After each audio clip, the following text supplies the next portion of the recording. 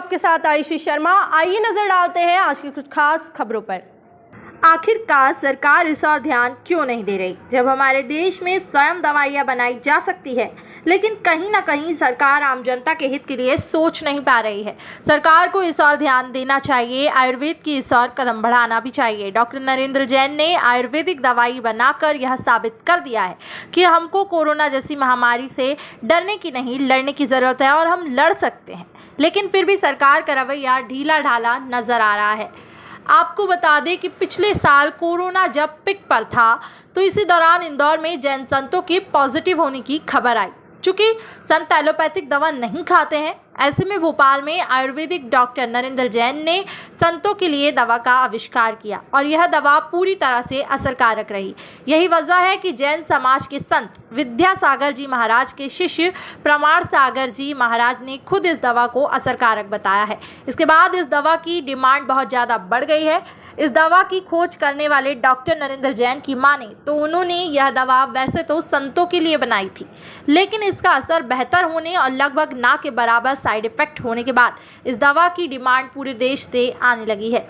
इस दवा को मान्यता देने के लिए उन्होंने पीएम मोदी और नितिन गडकरी को पत्र लिखा है।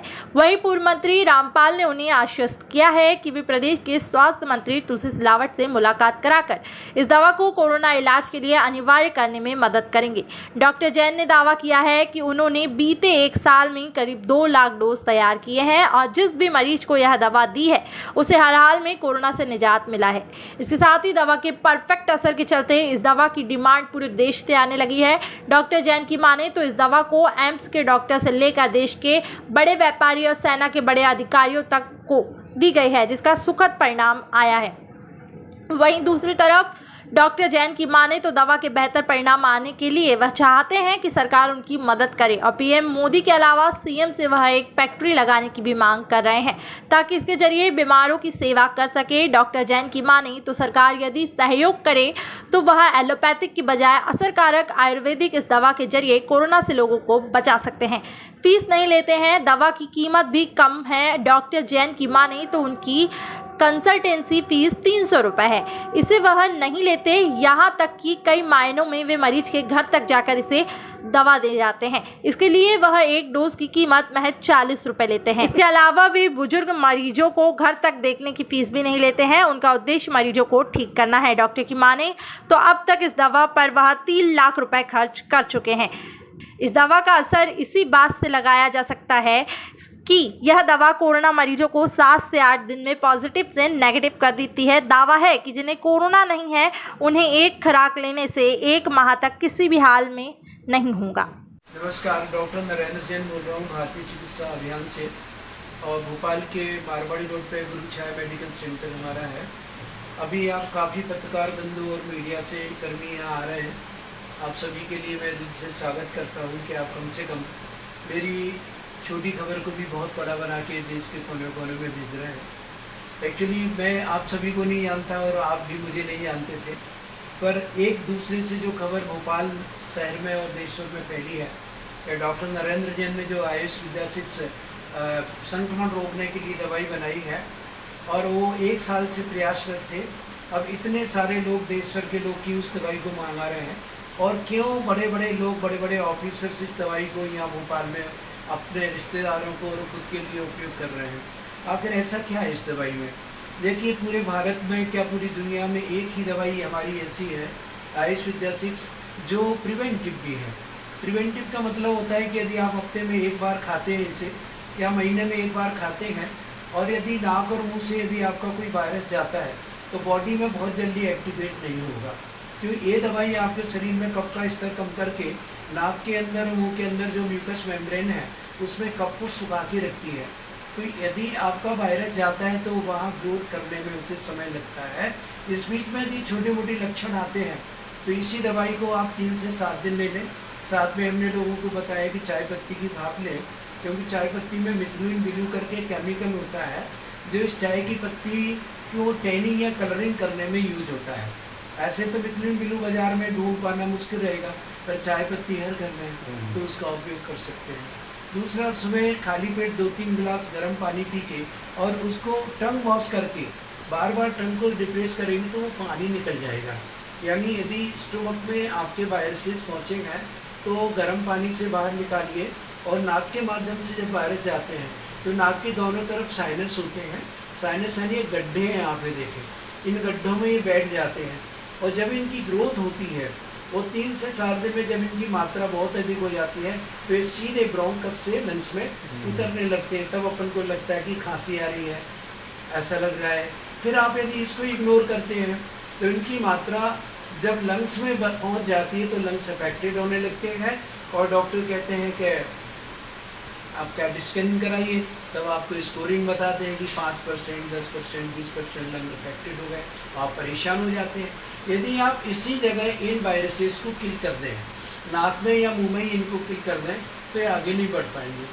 अब आगे बढ़ी गए तो आप घबराइए मत, बहुत जल्दी आप ऑक्सीजन सिलेंडर के चक्कर में पहुंचते हैं। आप ये तो देख लो जो मास्क लग रहा है वो आपका सैनिटाइज था या नया था कि नहीं।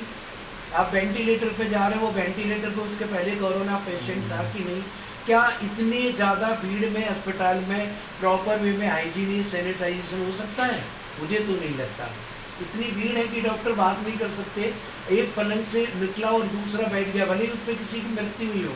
तो ये सब छोटी छोटी बातें हैं जो कोई ध्यान नहीं दे रहा।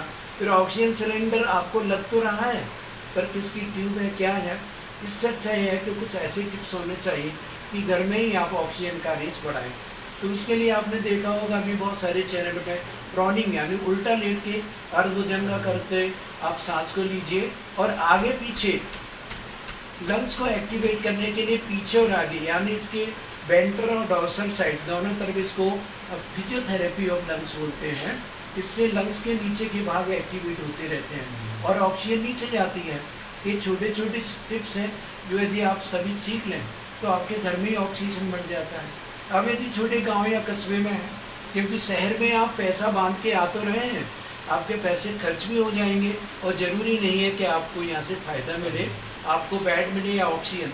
इससे अच्छा है कि आप अपनी चारपाई लीजिए या कुर्सी लीजिए और गांव में किसी बगीचे में बैठ जाइए जहाँ पीपल के पेड़ हो, बरगद का पेड़ हो, नीम का पेड़ हो, तो आपको नेचुरल ऑक्सीजन बढ़ेगी। अब जो छोटे छोटे गाँव के डॉक्टर भी हैं, मैं उनको भी मैसेज करना चाहूँगा कि एक प्रकार का ही निमोनिया है। जब पहले गांव में या शहर में अभी भी निमोनिया होता है तो हम लोग डेरिफाइलिन डेकाडोन इंजेक्शन देते हैं और जेंटामाइसिन के इंजेक्शन या सेपेक्जिम इंजेक्शन या सेपेक्लोर वगैरह इंजेक्शन उसको दे सकते हैं। ये बराबर काम कर रहे हैं, क्योंकि आपको ज़रूरी नहीं है कि रेमडेसिविर मिल रहा है वो सस्ता असली है या नकली है, और फिर उसके रेट भी इतने हैं कि लोगों को हमने ये देखा जो मर गया वो तो चला गया, पर घर वाले लोग 5-10 लाख में जिंदा रहते हुए मर से रहे। ये कैसी विडम्बना है, डॉक्टरों को रहम नहीं आ रहा, पैरामेडिकल स्टाफ का एक एक आदमी लूट रहा है।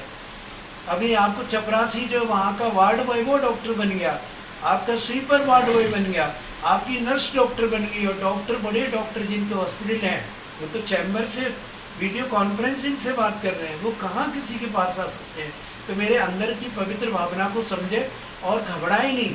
कोरोना के वायरस से कोई नहीं मर सकता, पर कोरोना के हाई ट्रीटमेंट से बहुत सारे लोग मर सकते हैं, क्योंकि जिन दवाइयों को हम उपयोग करते हैं उनके बहुत सारे कॉम्प्लिकेशन है, पर जो हमारी दवाइयाँ इनके कोई कॉम्प्लिकेशन नहीं है। तो आप आयुर्वेद का जो आयुष विद्या शिक्षण में बनाया है उसमें इम्यूनिटी बूस्टर भी है, वायरस किलर भी है, आपके ब्रेन के लंग्स के सेल्स को स्टिमुलेट करने के लिए बहुत सारी मेडिसिन हैं जो शास्त्रोक्त हैं।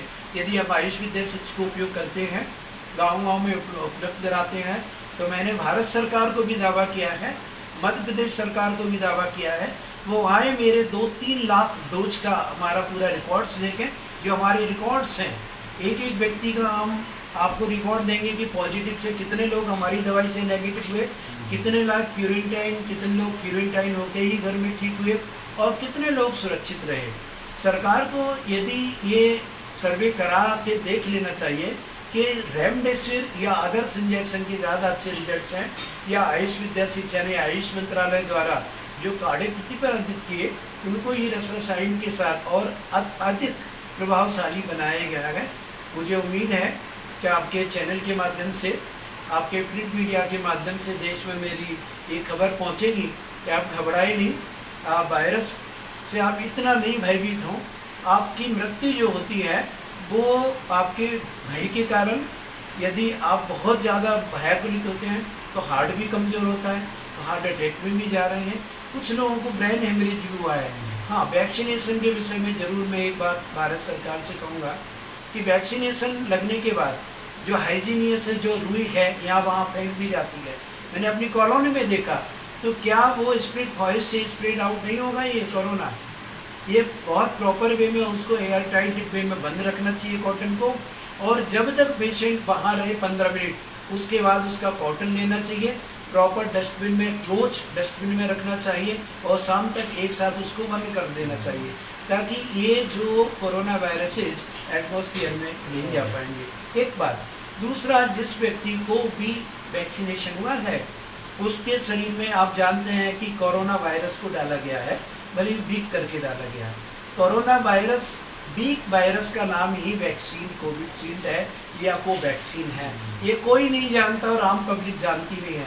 तो जिस व्यक्ति को वायरस डाले गए हैं उसको कम से कम 7 दिन क्वारंटाइन होना चाहिए, घर के लोगों से दूर होना चाहिए, क्योंकि यदि कोई इमेच्योर सेल्स उसके चले गए तो वो दूसरे लोगों को कोरोना पॉजिटिव कर सकता है।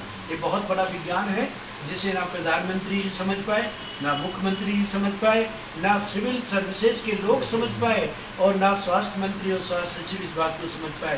पर डॉक्टर नरेंद्र बार बार कह रहे हैं कि वैक्सीनेशन का मैं विरोध नहीं करता, पर वैक्सीनेशन के साथ कुछ विवेक का ध्यान रखना पड़ेगा, जिससे देश में कोरोना और नहीं फैलेगा। क्योंकि जनशक्ति बनती जा रही है कि जैसे जैसे वैक्सीनेशन बढ़ा वैसे वैसे लोगों में कोरोना भी बढ़ रहा है। ये मैं विरोध नहीं कर रहा हूँ, मेरी कोई आप गलत ना समझें, पर ये बात कई मायने में देखने में ऐसा आ रहा है। इसलिए मैं सरकार से निवेदन करता हूँ कि वैक्सीनेशन के साथ पैरामेडिकल स्टाफ को पूरा उनको गाइडेंस दें, गाइडलाइन दें, उसका वास्ट कैसे उसको जलाना है, और वैक्सीन के बाद उस व्यक्ति को भी इंस्ट्रक्शन देना है कि 7 से 15 दिन तक वो लोगों से दूर रहे। और यदि वैक्सीन लगने के 7-8 दिन बाद बुखार आता है, इसका मतलब ये है कि उस व्यक्ति के एंटीजन है, वो उस वायरस से लड़ नहीं पाए, हार गए और उन्होंने एंटीबॉडीज बना ही नहीं, तो वो कोरोना वायरस पॉजिटिव हो गया। यही एक कारण है कि वैक्सीन लगने के बावजूद भी बहुत सारे लोग कोरोना पॉजिटिव आ रहे हैं। ये विज्ञान को सरकार ने समझा नहीं, वैज्ञानिकों ने सरकार को समझाया नहीं, सरकार ने वैज्ञानिकों से पूछा नहीं। मैं आपको समझा रहा हूँ, ये कारण है कि वैक्सीन लगने के बाद भी क्यों लोग कुछ पॉजिटिव हो रहे हैं। उसका कारण ये है, आप लोग मेरे चैम्बर में आए, आपका हृदय से स्वागत है, अभिनंदन है, और मुझे लगता है मेरी आवाज़ आप देश के कोने कोने तक पहुँचे, ताकि लोग जन जागृति में स्वयं अपना विवेक का ध्यान रखें और आयुर्वेद के परंपरा के आयुष विद्या को उपयोग करें और लोगों को उपयोग कराने की सलाह दें। इसी के साथ धन्यवाद। जय हिंद।